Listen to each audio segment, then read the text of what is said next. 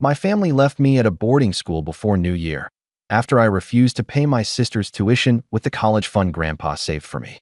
Next day, they saw me on TV as winner of $5 million. Suddenly, they remembered me and showed up at the door. Mom said, "Sweetheart, it was a mistake." I just smiled and said, "My name is Caleb. I'm 17. Oldest kid, designated fixer, background extra in my own family's movie. I bus tables and run plates at a diner off Route 19. I smell like coffee and fryer oil most nights, and I don't mind. Tips pay for my bus pass, phone bill, and the little stash I keep in a cracked shoe box under my bed. People say I'm quiet. I'm not. I've just learned that words cost more in my house than cash. At home, it's always been Hannah in the spotlight. She's 15, pretty, loud in a way adults call spark. Mom calls her our future. Dad calls her worth every sacrifice. I'm reliable. Which sounds like praise until you hear it for the 400th time and realize it means you can give up what's yours and not complain. Grandpa saved for me. Not a fairy tale, just a steady drip. Every birthday, he'd slip me a folded envelope and say, "Not for snacks, kiddo. For college." He died last year, and the fund he'd grown, small to most people, huge to me, was all that made me feel like I had a lane out. I counted it sometimes when I couldn't sleep. $38,210. The number lived in my head like a prayer. I learned to move quiet. Get up at 5, prep eggs at the diner before school, squeeze homework on milk crates in the back during the dead hour between lunch and the dinner rush. Teachers liked me because I said I'd do the work and then did it. My friends liked me because I never made things a contest. The only time I raised my voice was at tournaments when I reffed the younger kids' soccer games. Whistle, hand up, call it clean. No drama. So when Mom texted, "Family talk tonight, 7 p.m. sharp," I thought it was about the New Year's plans or Hannah's latest rehearsal. I walked in still in my apron, smelling like pancakes. Dad was at the table with a stack of papers, highlighter marks everywhere like he'd been studying for an exam. Hannah had her chin in her hands, theatrical sigh on repeat. Mom had that soft smile, the one she uses before she asks for something big. "Caleb," Dad said, tapping the papers. "We need to be practical." That word, practical, was the first trigger. I untied my apron and Saturday. "Okay." Hannah rolled her eyes. "Don't be weird about it." Mom laid her hand on mine. "Sweetheart, you know we all sacrifice for family." "Right," I said. "Grandpa loved you," Dad added. "He would want you to share." "Share what?" I asked, even though I knew. Hannah sighed again, louder. "My tuition, obviously." Mom nodded like it was already settled. "We found the perfect boarding program for her. Arts and academic excellence, full-year residential. They've accepted her mid-year. We just need to finalize payment before New Year's." Dad slid a figure across the table. $18,900 for the spring semester. "I have school," I said. "My own." "Community college can wait," Dad said. "You'll be fine." Hannah tilted her head. "You're good at waiting." Mom squeezed my hand. "Say yes, honey." Nobody asked me how I'd feel losing my one sure thing. Nobody said, "This is unfair to you." They just watched my face like I was a vending machine they'd fed exact change into and were waiting for the soda to drop. I didn't say yes. Hannah's lip curled. "Ugh, he's being dramatic." Dad frowned. "Don't make this ugly, Caleb." Mom's smile thinned. "We've already told the school." The room went quiet except for the clock, a cheap one that clicks too loud. Somewhere I could hear the neighbor's TV, a laugh track bubbling through thin walls. "Grandpa saved that for me," I said. My voice wasn't loud. It didn't shake. "I'm not paying Hannah's tuition with it." Mom's fingers went cold on mine. Dad leaned back, jaw tight. "We'll revisit this." Hannah muttered, "Selfish." Later that night, I lay in bed and stared at the ceiling crack that splits above my desk like a lightning strike. The house felt too small for the conversation we hadn't finished. I could hear Hannah on FaceTime, selling a story where I was the villain. I stared at my phone. 7 unread messages from my manager about the holiday schedule. One from Mom. "We'll talk in the morning." I watched the dot blink as she typed again. Then stop. Then start. Then nothing. In the morning, Dad's car keys jingled like a warning bell. I pulled on my hoodie and went to the kitchen. He didn't look at me. "Get ready," he said. "We're taking you to school first." "School's closed." "Winter break," I said. He grabbed his coat. "Not yours." They drove me out of town past the outlet mall and the shuttered skating rink, past the billboard that says "Believe in your future" like it's selling toothpaste. I watched the trees turn to stone buildings, old bricks, manicured hedges. The sign read, "St. Leon's Preparatory, Winter Residency." Mom smiled at the banner flapping in the wind. "Welcome, winter scholars." It's nicer than your school, she said, as if that was comfort. You'll stay here until classes resume January 8th. I stared. You're leaving me here? Dad pulled up to the curb. We asked for a short stay, he said. Structure will be good for you. Good for me or good for the plan where you use my fund? I asked. Hannah blew a gum bubble. It popped. Don't be a martyr. We'll sort your paperwork after New Year's. Paperwork. I repeated. Mom lifted a folder. A transfer. Community to St. Leon's mid-year. It's the right move. Your college fund can cover the differential while we redirect the larger portion to Hannah's tuition. You'll be fine, Caleb. It's just math. Grandpa's name is on that account, I said. Dad's eyes went hard. Our names are on the custodial rights. There it was. The lever. We hauled my duffel onto a marble-floored lobby that smelled like lemon polish and new beginnings. Kids rolled in suitcases. Dad shook hands. Moms pointed at bulletin boards. A receptionist in a navy blazer typed my name and slid a key card across the desk. Dorm C, room 214, she said. Welcome to St. Leon's. I looked at my parents. This is a punishment, I said. Mom exhaled like I was being silly. It's a reset. Dad checked his watch. We need to get Hannah to her tour. You're leaving me here, I repeated. Stop making this about you, Mom said softly. Hannah put her sunglasses on inside the building. Grow up. They hugged me quick, the kind of hug that never really lands. Dad's cologne, Mom's powdery perfume, Hannah's fake vanilla lip balm, sensory snapshot I already hated. Then they were gone. The door hissed, closed behind them. I carried my bag up 2 flights and let myself into 214. 2 twin beds, 2 desks, a window looking out at bare trees, and a stone chapel. One bed had a navy comforter neatly folded. A sticky note on the desk. Hey, I'm Liam. I'm back on the 29th. Check the board for snack hours. L. I sat on the empty bed and stared at the wall. I could feel the silence pushing at my ears.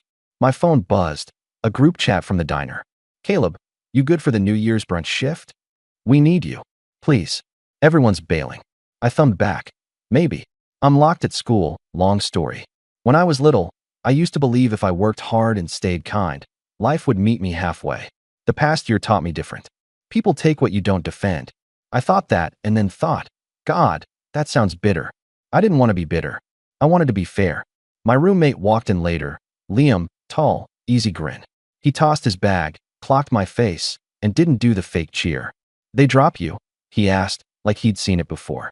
Before New Year, I said. Tough, he said. He pointed at the window. Chapel has hot cocoa at 9. It's weirdly decent. We walked in the cold under strings of white lights. I told him the short version. He listened, didn't interrupt, didn't offer a script. When I finished, he said, You're not crazy. People think family means unlimited credit. Back in the room, I counted the fund number in my head again to calm down. 38,210. I could hear Grandpa in memory, the way he whispered to me in the garage when he was teaching me to sand a board. You don't have to be loud to be sure. Kid. The next day, Mom texted a photo of Hannah on a staircase at a school with columns. Isn't she glowing? I didn't reply. Dad sent a spreadsheet. He actually did. A breakdown. Spring. Hannah. 18,900. Caleb to St. Leon's differential. 3,400. Remaining. 15,910 to hold. Summer. Music intensive for Hannah. 6,200. Fall. TBD. The subject line said, Family plan. I stared at it until the numbers swam. I called Mom. She picked up on the second ring.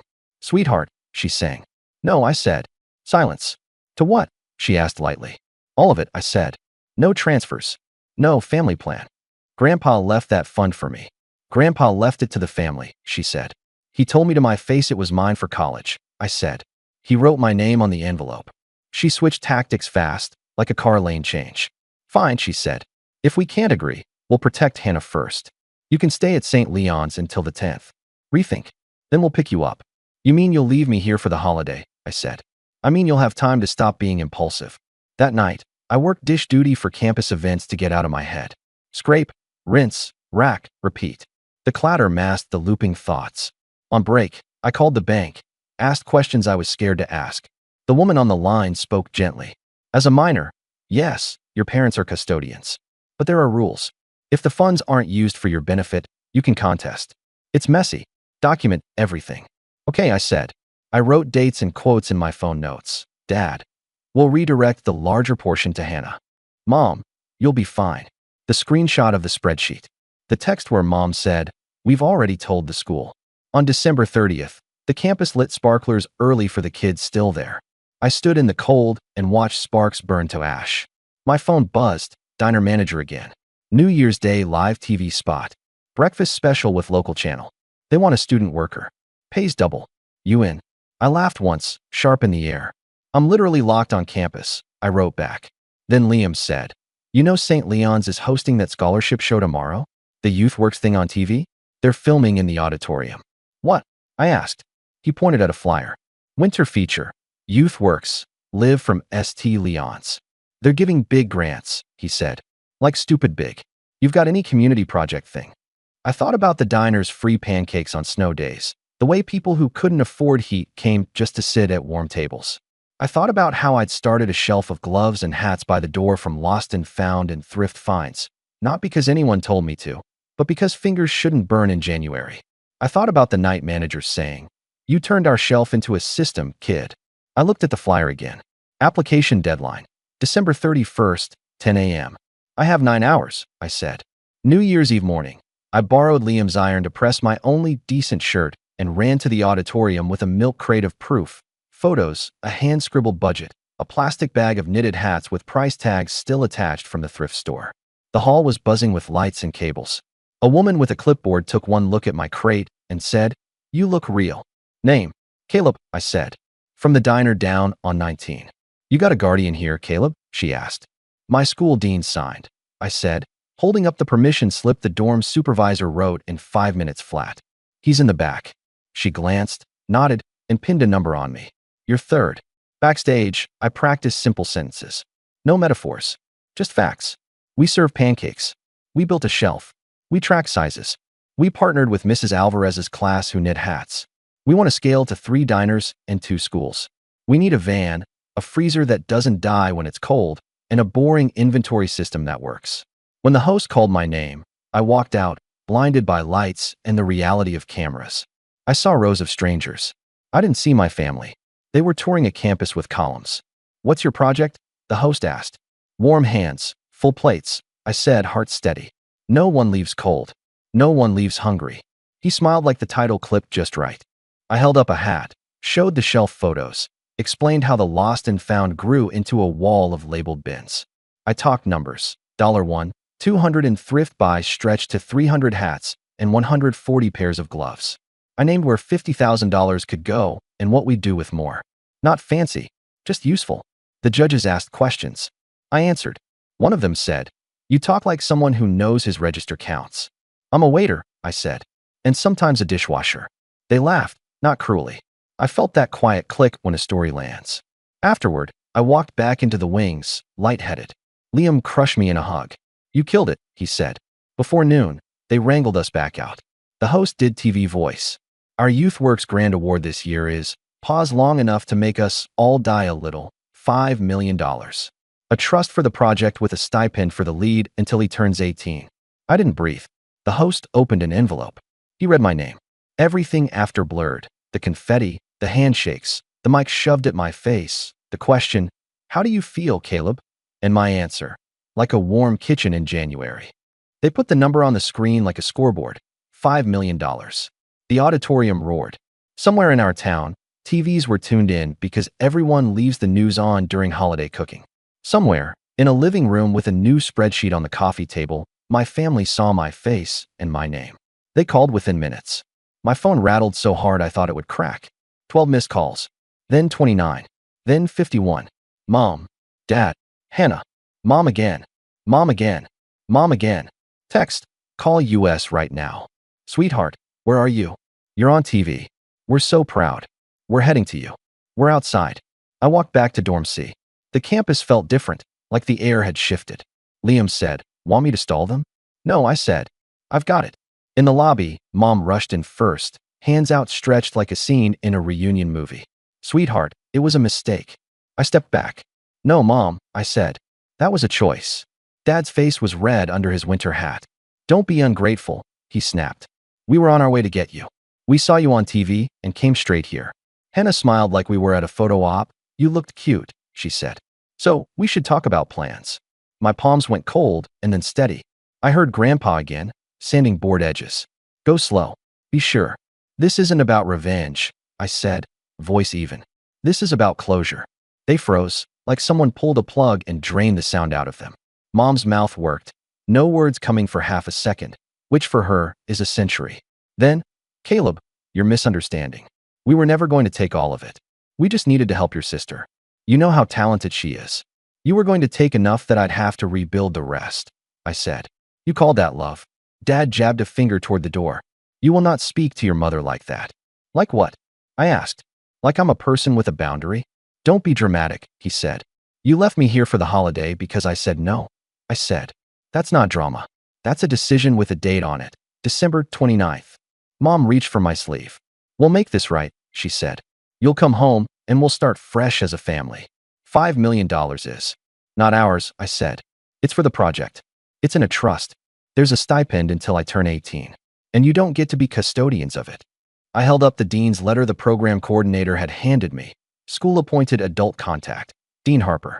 They knew exactly how to keep kids safe from parents who suddenly remember their kids exist when there's money on TV. Hannah laughed once, sharp. Relax. No one's trying to rob you. I looked at her. You asked me to give you $18,900 2 nights ago. She flushed. That's different. Because it's you, I said. Dad crossed his arms. We gave you everything. You gave me a ride here, I said. Then you left. Mom's voice softened like a practiced monologue. Baby, we were overwhelmed. We made a bad call. We know that. Please, come home. We'll celebrate. Your grandfather would want us together. Grandpa would want you to keep your hands off what he saved for me. I didn't say. I kept my tone flat. If you want to celebrate, come to the diner on Route 19 tomorrow. We're doing a free breakfast for anyone who needs a warm place. You can pour coffee. You can bus. You can say, welcome in, without making it about you. Dad looked like I'd asked him to dig a ditch with a spoon. We don't do charity stunts. It's not a stunt, I said. It's my life. Mom tried one more angle. We can't drive back empty. At least give us a plan for Hannah's spring. She'll lose her place. There are state schools, I said. There are scholarships. There is time. She is 15. Hannah's eyes went shiny in that practiced way. You're ruining my future. I'm protecting mine, I said. That's allowed. The dorm supervisor, Mr. Kinney, stepped closer, not aggressive, just present. He was a big man with a gentle face and a lanyard full of keys. Everything okay here? He asked. We're fine, Dad said tightly. We're done, I said. Mom sagged. Please, she whispered. I shook my head. Not today. They didn't slam out. They didn't scream. They just deflated in stages and left a fog of expensive cologne and a trail of texts. When the door sealed, my phone began its drumbeat again. 67 missed calls by night. 14 voicemails. 39 texts. Screenshots of enrollment deadlines. Photos of Hannah looking tragically put upon. A selfie Mom took in the car with red eyes and the caption, "We love you. You'll regret pushing us away." I put my phone face down and went to the chapel for cocoa. January 1st at the diner, TV trucks showed up like we'd planned it that way. The owner, Mrs. Patel, cried when she saw the check for the first tranche from YouthWorks. It wasn't $5 million in a briefcase. It was a clean, careful system. Quarterly releases, oversight, boring paperwork. It felt like guardrails. It felt like someone finally believed the small, not the showy. We set up a table by the door with baskets, gloves sorted by size, hats by color because kids pick colors before sizes. The cameraman asked me, "Want to do a soundbite?" I said I'd rather pour coffee. He filmed my hands anyway. Around noon, the door chimed and my family walked in like a storm you can see from miles away. They didn't take off their coats. They looked around like we'd set a trap. Customers stared because everyone stares when expensive coats are worn indoors. "Hi," I said. Mom stepped forward. "We're here," she said, like it was a gift. "You want a section?" I asked. Dad bristled. "We're not here to eat. You're in a restaurant," I said. "Pick a seat or wait outside." Mrs. Patel slid up beside me like a shield. "Welcome in," she said to them exactly like she said it to everyone. "Coffee." Mom's mouth opened, closed. She looked at the people in parkas hunched over pancakes. She looked at the camera. She recalculated. "Yes," she said. "Coffee would be great." They sat in a booth by the window. I brought cups. Mom grabbed my wrist. "Sweetheart," she said quietly. "Come home." "My home is fine," I said. "It's quiet. It has a key card." She swallowed. "We made mistakes." "You made choices," I said. Dad leaned in. You think you're better than us now? I think I'm allowed to protect what's mine, I said. Hannah rolled her eyes. He's obsessed with money. I'm obsessed with being seen as a person, I said. Money just happens to be where you try to erase me. A man at the counter, Stan, who's in 3 layers even in July, called, Kid, we're out of syrup. I went. I refilled. I laughed at his joke about the weather. I pointed a little boy to the green hat he wanted. I carried plates that smelled like cinnamon and butter. It felt like breathing. When I checked back, my family was gone. The cups were half full. There was a 20 under the sugar caddy like they were doing me a favor. I left it there. Mrs. Patel slid it into the tip jar for the dishwasher. That night, the text slowed from demands to memories. Photos of me at 6 in a paper crown. A video of Grandpa showing me how to tie a fishing knot. We love you, Mom wrote at 1:12 a.m. We were scared, she wrote at 1:18. We can fix this, she wrote at 1:23. Answer, Dad wrote at 1:34. Then nothing until morning. Days built a rhythm. School meetings about independent study hours. Calls with the Youth Works coordinator about the van purchase and freezer specs. A spreadsheet I made that didn't steal from me. Work at the diner. Sleep that felt like sleep, not collapse. I put my phone on Do Not Disturb and checked it twice a day like a grown-up with healthy boundaries would. When people asked what I'd do with my $5 million, I said the same line, it's not mine. It's for the work. I'm staying boring about it. Boring work is hard to steal. Drama is easy. The first week of January, Dad left a voicemail that wasn't angry. I saw the news clip, he said. The hat wall is smart. There was a long pause. I'll be at the diner Saturday. If you want. He hung up without telling me what to do. He showed up. He poured coffee awkwardly. He learned how to say, syrup's on your left. He said Happy New Year to a woman who didn't meet his eyes because life has taught her that family men can be cruel. He looked tired by noon. He didn't lecture me once. It wasn't an apology. It was at least a scene where we were both human. Mom came the week after. She cried at the door, and I didn't fix it. She dried her face and asked where to stand, and Mrs. Patel handed her a rag. Wipe menus, she said. Everyone hates sticky menus. Mom wiped. That was it. That was a start. I'm not going to pretend the story turned into a movie where we all hug in front of a sunset and credits roll over a dancing montage. That's not how it went. Real life is quieter. Messier. There were still texts that felt like traps. There were tense silences where Dad wanted me to be reasonable, and I told him my definition out loud. There were days Hannah posted little digs online that said some people only care about money, with a broken heart emoji. I muted her and went to work. I wrote my own rules down, not because I needed to post them anywhere, but because seeing them made me proud. Rule 1, I don't give from fear. Rule 2, I don't loan to people who call my no selfish. Rule 3, I don't explain boundaries twice. Rule 4, I keep receipts, literal and emotional. Rule 5, I choose where my generosity goes. I keep Grandpa's note in my wallet now. It says, in his shaky old man script, Caleb, college. It doesn't say everyone. I let that sentence rewrite the voice in my head. The fun stayed intact. The program's trust stayed boring. The van arrived, white, dentless, with a heater that actually works. We stocked it with gloves and pancake mix and a first aid kit because Mrs. Patel insists. We added a second diner across town. We're setting up a third with a church basement where the floor always smells faintly like lemon cleaner and old hymnals. Sometimes I pass St. Leon's Chapel at night and watch my breath cloud in the air and think about the week I learned the difference between a mistake and a choice. Sometimes I stand in the diner door and count heads, not dollars, and feel something like peace. Not triumph, just steady. Mom still says sweetheart, like she's testing if it still fits. Dad still believes spreadsheets can fix hearts. Hannah still wants the world to see her the way she sees herself. None of that is my job to manage. People ask me what I told them the last time we sat down together. Simple. We were at the diner, not at home. It was a Tuesday, quiet. I put my hands on the table so they wouldn't shake and said, I love you. I won't be your emergency fund. I won't be your apology for bad planning. I won't be your proof that you raised a saint. I'll be your son if you let me be a person. If you can't, I'll be fine without you. Mom cried. Dad stared at the salt shaker like it had answers. Hannah didn't show. That part hurt and didn't, both at once. This isn't about revenge, I said again. This is about closure. I walked them to the door when they left. I didn't watch them drive away. I flipped the sign to open for the late lunch rush, tied on my apron, and went back to the line. A guy at the counter asked if the green hats came in blue. I said, check the second bin from the top. He found one.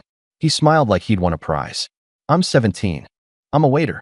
I'm the kid who got left at a boarding school before New Year because I said no, then got seen on TV the next day and watched people remember my name in real time. I'm also the kid who learned a yes means nothing if your no isn't real. I don't owe anyone the version of me that bleeds to feed them. I owe my future the steadiness of a person who can look at their own hands and trust what they're building. I won't let anyone spin me down to zero again.